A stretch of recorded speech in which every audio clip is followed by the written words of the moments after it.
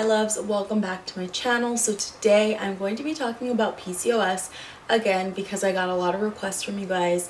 I ran a poll here on my YouTube and I asked, what do you guys want to see more of? Do you want to see more of my PCOS videos? Do you want to see more day in the life, get ready with me, or others? And a lot of you said PCOS, which I think is just awesome because I am really trying to incorporate a lot of PCOS into my channel, teaching you guys about it and just helping you guys navigate it. I know that when I first got diagnosed, there wasn't a lot of information that I knew of, and I didn't really know where to start. I didn't know what to look at, and I feel like this is kind of just me coming here and giving you guys as much as I possibly can to learn about it.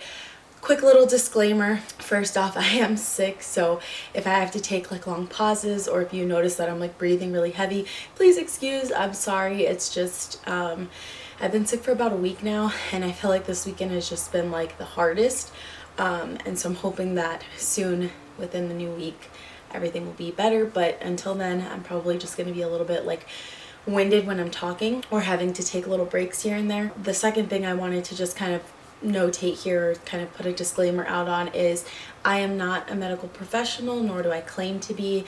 I am just simply a person who is living with PCOS, and I'm really just trying to be here to help you guys navigate PCOS as well. I did take some time to create a little like printable PDF or even just digital PDF that you guys can use to kind of help you talk to your doctors and, you know, ask for the right kinds of things to ask for. So that's what this whole video is going to be about. What kind of tests or exams or whatever do you need to ask your doctor for to find out if you have PCOS? The reason I think that this is so important is because I actually get so many of you guys reaching out to me on Instagram telling me that you've told your doctors numerous times that you think you have PCOS, you've asked your doctors to test you for PCOS and they have refused, or they've given you other reasons as to what they think is wrong with you, and they never actually test for PCOS, or they don't do the correct kinds of tests, blood tests, glucose and cholesterol tests, or even the ultrasounds, right? So that is why I am here today, because I want to tell you guys the tests that you should be taking to find out if you do indeed have PCOS and what you can ask for, because it's actually really saddening that you guys have asked your doctors and they don't know what to do, or they don't know what to tell you, or they tell you that they're not going to do those kinds of tests. These are super important, and I think that you guys definitely need to know about these tests. So I'm going to kind of just go through them, and then like I said, I have a little printable or digital PDF that you guys can use to help you ask for these tests and get what you need to see if you do indeed have PCOS. Okay, so the first thing that you can do to get tested is to do blood tests. Now, with the blood test, what you're going to ask your doctors for is to get a full hormone panel, and that panel should include these specific things, especially when it comes to PCOS. That is going to be your FSH, which is the follicle stimulating hormones. I actually am going to put what all of this stuff means in the PDF as well. Well, it's already there. So just kind of bear with me, but I will put it here on the screen as well for those of you who don't have the time to download or just kind of are here to gather the information here through the video. So sorry guys. So FSH is the follicle stimulating hormone. Testosterone is obviously something that you want to test for, because in a lot of cases women with PCOS are going to have higher levels of testosterone, and that's how you kind of tell that your hormones are a little bit out of whack or just not functioning as they should for a female. The next thing is going to be your LH, which is your luteinizing hormone, and estrogen. So those are the four like important things that you need to look for when you are getting your blood tests done. They're going to do a whole bunch of other stuff as well, and I'll mention that after this here, but those are the things that you really want to have them look at, because that's going to really dictate where the average levels are supposed to be for females and where your level is to kind of help doctors to determine whether or not you have PCOS. Along with those things, when you do your blood test, they're also going to be doing a glucose and cholesterol test, and in those tests they're going to be doing things like a lipid profile, which tests your triglycerides and your cholesterol. Now, for someone like me who doesn't eat a whole lot of red meat, who isn't particularly like unhealthy, doesn't eat a whole bunch of like really fatty foods, it's very uncommon for me to have high triglycerides and high cholesterol. However, being that I am insulin resistant, my cholesterol and my triglycerides were much higher than the norm. So that is something too, that when you're getting tested for any of these to see if you have PCOS, they can actually also test to see if you are insulin resistant, which I did not put on here. I'll probably have to like break it up into another video to kind of go more in depth with insulin resistance, only because I'm still learning a lot about it.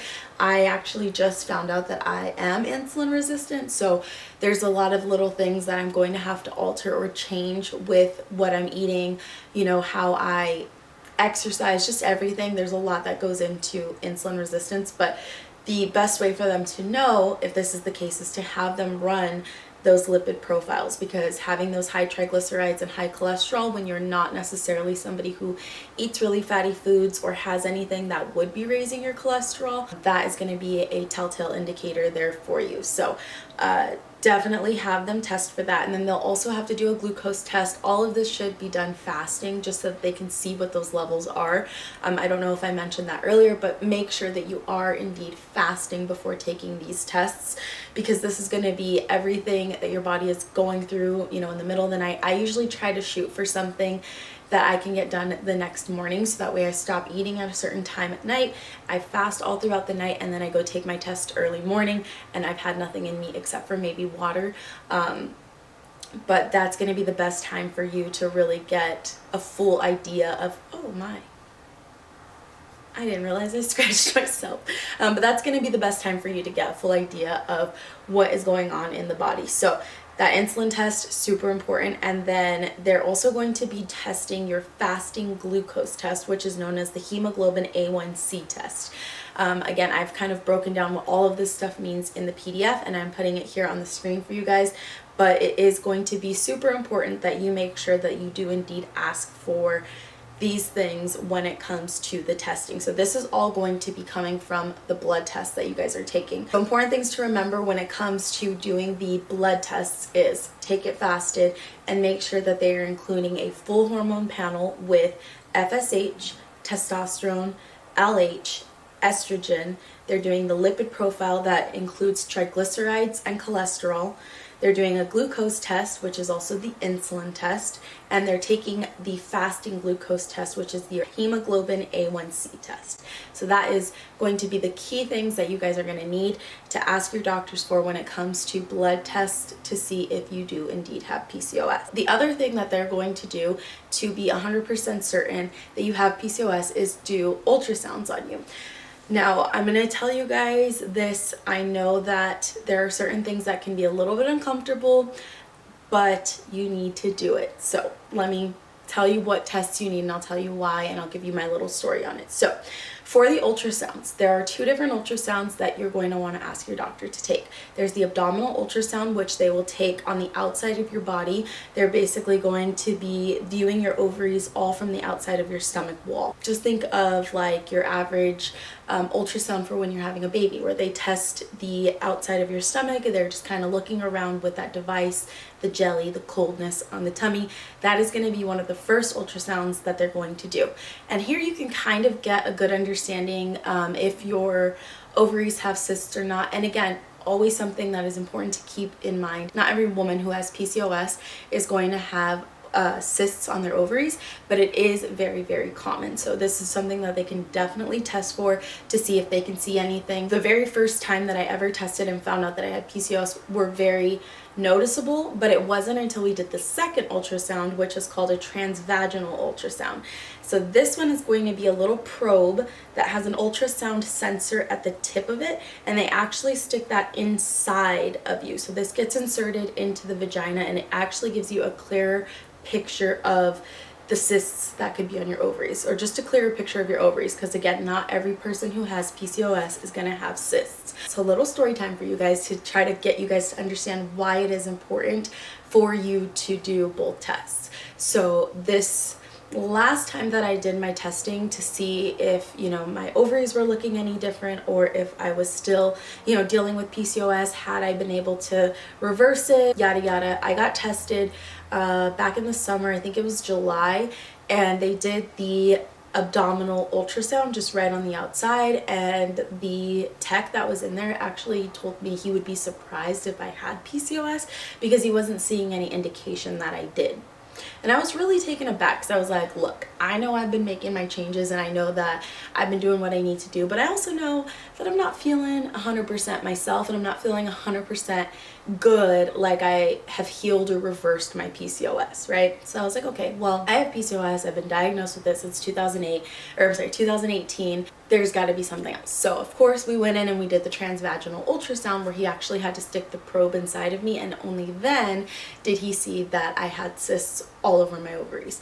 And I believe I've showed you guys that, but if not, I'm gonna put a picture of it here as well, just because if you haven't caught any of my other videos, like where I was talking about the symptoms of PCOS, you can definitely click up above if you'd like to see that video to see what you should be looking out for on your symptoms. But like I said, no matter what, you need to make sure that you are speaking with a medical professional. Get yourself with a good doctor that you can really trust and that is going to listen to you. If you are dealing with a doctor that's telling you that either A, you don't have PCOS, B, they're not going to test you for PCOS, or C, they're not listening in general, find yourself a new doctor. I promise you it's going to make all the difference, and it's going to help you not feel so crazy. It's going to help you to better understand why you're having the symptoms that you're having, and it's really just going to make this whole process of trying to navigate PCOS so much easier. I can't tell you guys how hard it was for me to have to work with doctors that just really didn't get it, that were really just kind of trying to make me believe that a lot of this was in my head, rather than helping me understand what PCOS was and how to live my life with it, as well as trying to heal myself from it. So that's definitely something that I'm going to point out to you guys. Just find the right kinds of doctors, and if they're refusing, find someone else. A company that I've been working with now for a little bit is called Alara. I actually really like them, and I've been waiting to kind of speak on this until I've had a chance to really get to know it, because it is something that you have to pay for. I think it's a monthly service, because I'm pretty sure I signed up for like the 3-month one. I might even push it to 6 months, just because I really do enjoy working with them. But it is a company, I'm not going to go too in depth, but I'm just going to give you guys a little run through so you guys can kind of see what they are and why I say it's important to find people who are willing to really break down what PCOS is. I've been working with Alara now for, I want to say like not 6 months. Maybe it's been close to like 6 months, but we'll just say I've been working with them for about 3 to 6 months now. And it's actually a company that is specialized in PCOS. So they have doctors and they have registered dietitians that work with you and work with PCOS. They are 100% knowledgeable when it comes to PCOS. Their focus is PCOS, and they do not make you feel like you're crazy. I promise you. I'm not being paid to promote them. I'm not sponsored by them. I've just been personally using it myself, and I think I've noticed a huge difference. Just being able to like text a professional and say, hey, I'm thinking of starting these new supplements, or I'm having issues with concentration, or ever since I stopped birth control, I'm dealing with this. Being able to just reach out to a professional super quick and have that response has been a game changer for me. I've been able to, text my dietitian, ask her about different kinds of supplements out there. I've been able to schedule appointments with my doctor in a very fast and efficient manner. It's just been really easy for me, and it's been super helpful, and I really like it. So I wanted to share that with you guys. Again, not being paid, not sponsored, nothing. It'd be cool if I was, but I'm not. It's just something that I found. I actually found it surprisingly through Instagram.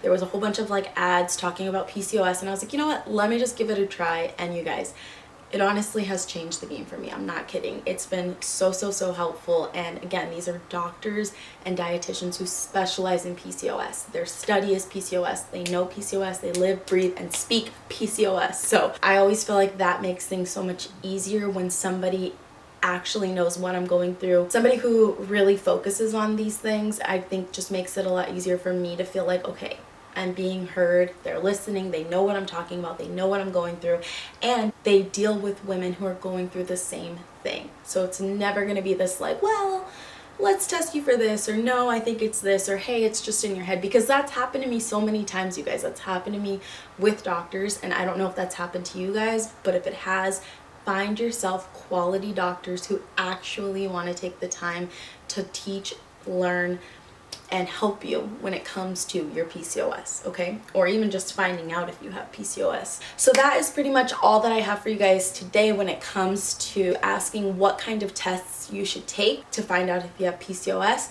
Like I said, I did prepare a little PDF for you guys. I hope that it's super helpful because I am doing all of this because I didn't know what to ask when it came to PCOS. And so having something that's just kind of like spelled out for you, I think is going to be so easy and take a lot of the stress and anxiety out of talking to the doctors. So I hope that you guys enjoy the little PDF that I made. It's going to be down below in the description for you. And I hope that you found this video super informative and helpful. I'm sorry that it's not like the most like exciting and crazy in me video, but like I said, I am a little bit sick and I'm trying to still give you guys a good structured and educational video so that I am helping you guys. With that being said, I hope that you guys are enjoying my PCOS content. I hope that is super beneficial, helpful, and just knowledgeable for you guys. I hope that you're really gaining something out of it because that's really what I'm here for. I'm here to help you guys better understand your bodies, better understand what you're going through, and really just navigate PCOS. That's the best way that I can put it. I hope that you guys will continue to come back and watch my channel because I promise I have so much more PCOS content coming. I'm really just trying to curate it in a way that makes sense and I can kind of break it down like 1, 2, 3. So that's why I started with what is PCOS, here are the symptoms of PCOS, now we're how to get tested for PCOS. So I hope that this has been helpful and I hope that you guys have an amazing day. Thank you guys so much for coming back in and tuning into my channel. I'll see you in the next one.